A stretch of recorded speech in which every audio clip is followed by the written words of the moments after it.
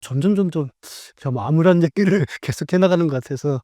근데 사실 주변에서 보여지는 50대 이후에 퇴직하고 살아가는 사람들의 모습이 썩 좋지는 않아요. 그래서 그걸 갖다가 그냥 적나라하게 얘기해 드릴게요. 그게 현실을 아는 거에 도움이 될 것 같아서. 그래서 적나라하게 얘기해 드린다고 그러면 한 4 가지 유형으로 좀 나눠 줄 것 같아요. 첫째 유형은요.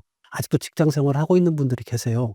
근데 어떻게 생활하고 있냐면요. 팀장했던 사람이 팀원으로 강등당해서 팀원으로 강등됐다가 저 한 집으로 밀려나서, 그렇게 해서 밀려나 있다가 쪼금 지나면 인제 55 세가 되면 임금 피크가 걸려 가지고 월급이 점점점 줄어가서, 그래서 나중에 정년 퇴임할 때쯤이면 자기가 팀장 시절에 받았던 월급의 3분의 1 수준, 이 정도까지 떨어지게 받아가면서 직장 생활하는 부분들이 첫 번째, 아직도 월급쟁이로 있는 분의 현실인 것 같아요.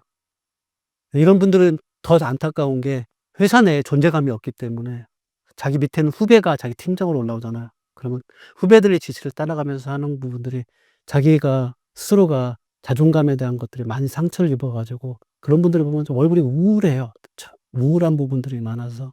그래서 그런 후배들을 지금 보고 있으면 좀 답답한 구석들이 저도 많이 듭니다. 이게 첫 번째 이제 월급쟁이 유형이 첫 번째 부분이고요. 50대 이후의 현실에.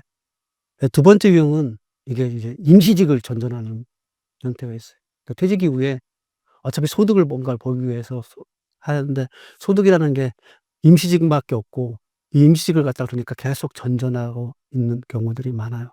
그래서 이 자리에 있다가 이 자리에 갔다가, 심지어 뭐 심하게 하면 편의점에 아르바이트를 하다가, 아니면 또 택배 아르바이트를 하다가, 이런 일자리 이외에 사실은 없기 때문에 이렇게 임시직을 일식을 전전하는 분들 많아요. 근데 주둔 일자리 할 때는 그분들이 가지고 있던 경력들이나 이런 부분들이 퇴직 이후에 전혀 쓰이지 못하게 되는 현실. 그래서 보통의 노동만 제공하고 버는 임시직으로 전전하는 부분들이 두 번째 유형이고요. 세 번째 유형은 이게 좀 더 안타까운 부분들이 작동하는 게 뭐냐면, 생계형 창업하신 분들이 있어요. 근데 생계형 창업은 이게 진짜 완전히 수렁이거든요. 그러니까 차라리 임시직이나 월급쟁이를 하게 되면 바닥은 까지는 또 추락하진 않는데, 이게 수렁으로 더 빠져 가지고 바닥까지 추락하는 게 뭐냐면 생계형 창업이에요. 생계형 창업을 한번 시작하면은 빠져나오기가 너무 힘들어요. 선배동에서 지금 치킨집을 하고 계신 분이 있는데 치킨집 그만두고 싶어 해요. 프랜차이즈 치킨집 하고 있는데 그만두고 싶은데 그만둘 수 있는 방법이 없어요. 지금까지 거기에 들어놨던 돈, 인테리어비나 뭐 이런 거 다 들어놨고, 그걸 갖다 그냥 다 버리고서 나온다는 것은, 그리고 그 버리고 나온다 해도 인테리어 갖다 다 철거해야 되기 때문에 폐업 비용이 다 들어가요. 이런 것들 하느니 그냥 내 몸이 힘들더라도 그냥 견뎌가면서 쪼금이라도 소득을 벌어가면서 그냥 살자. 이러다 보니까 하루의 생활이 치킨집에 다 얽매여 있고, 그러다 보니까 자기 개인적인 생활은 하나도 없어요.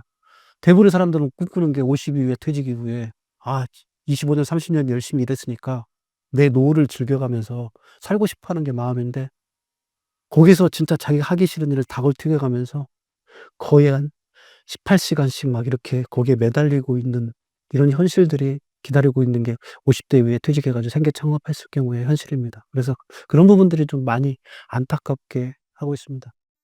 그리고 네 번째 부분은 이게 계속 이제 입사 지원서를 갖다가 쓰는데, 계속 취업을 쓰는데 하다가 안 되면은 사람들이 어떻게 되냐면 이제는 포기를 하게 돼요. 포기를 하게 되면 뭐냐면 집에만 있게 돼요. 집에만 있으면 은둔형 외톨이가 되는 경우가 돼요.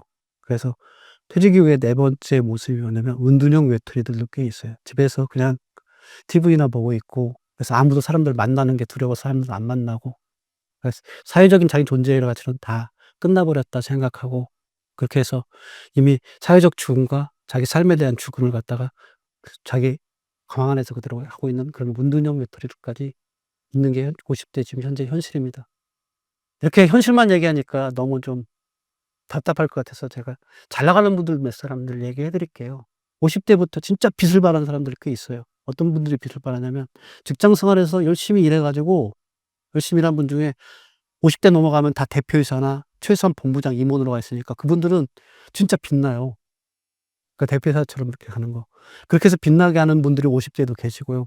두 번째 이제 어떤 분이 있냐면 자기 일을 갖다가 특화시켜 가지고 전문화시켜서 그 일을 통해 가지고 50 이후에도 여러 군데에서 막 스카우트 제의가 헤드헌터들의 스카우트 들어 가지고 이직 이래 가지고 가시는 분들이 있어요. 이런 분들 같이 빛날 수 있는 분들도 있습니다. 그리고 세 번째 부분은 자기가 취미였던 부분들이 직업이 돼 가지고 취미가 직업처럼 살아가시는 분들이 있어요. 저도 이제 뭐 제가 취미였던 글쓰기가 작가로 이렇게 된 것처럼 이외에도 취미가 직업으로 살아가시는 분들이 많이 있습니다. 이런 분들 같이 한다면 50 대에 좀 빛날 수 있고요. 그리고 가장 빛나는 부분들은 이 일을 갖다 놀이처럼 했던 사람들이 나와서 창업을 해서, 그러니까 생계형 창업이 아니라 말 그대로 기술 창업, 새로운 신규 아이템을 가지고서 창업하는 부분들 해 가지고 사업이 지금 뭐 번창해 가지고 막 매출 규모가 1,000억 이렇게 올라가시는 분들도 있어요.